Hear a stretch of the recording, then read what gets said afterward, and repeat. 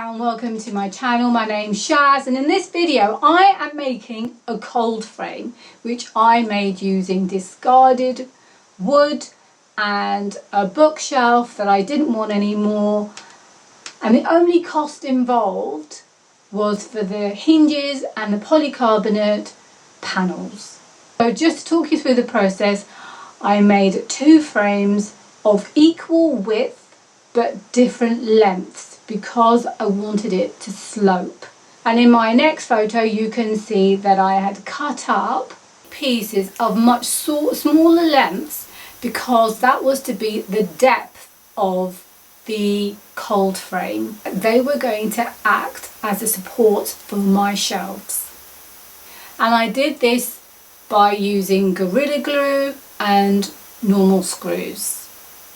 Now here's a really good tip for you. If you don't have clamps and you want to secure objects together, the best way to do this is to get either a washing line cord, or you can get any string and you wrap it around both objects that you want to secure together, and then either getting a screwdriver or a pen, you just wind it and wind it and wind it and wind it until it becomes taut, and then you leave it, and that is your clamp. I then polyfilled all the holes because it was reused wood so that it can look like it was new. I used an old IKEA shelf that I didn't want anymore. I took it apart, but using the same structure as the shelves, I just condensed it. I made it shorter and I made the width shorter as well so that it could fit directly into my cold frame.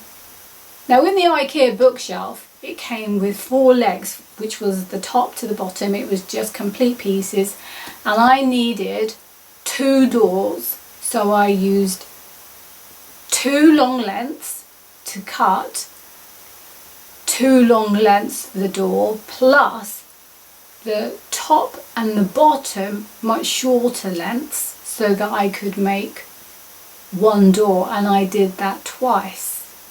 And then I cut the polycarbonate using a Stanley knife to the right dimensions that I needed, and then using some tacks I secured the polycarbonate panels to the doors.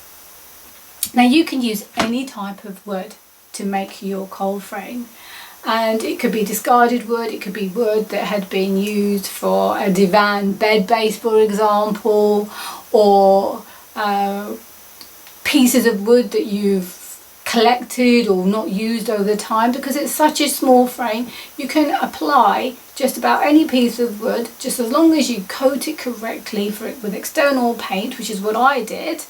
So I hope you enjoyed today's video. If you'd like to see more of my DIY projects, please subscribe, and until my next video, goodbye for now.